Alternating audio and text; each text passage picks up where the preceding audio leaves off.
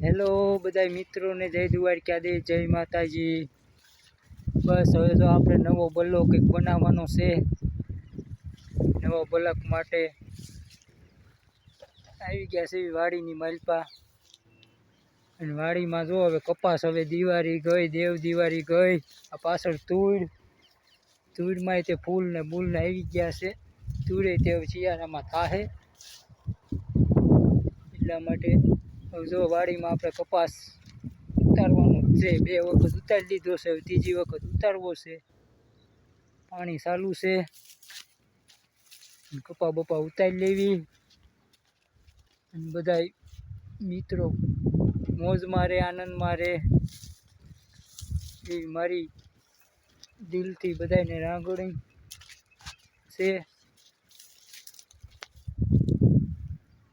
બસ મેં કીધું હવે જો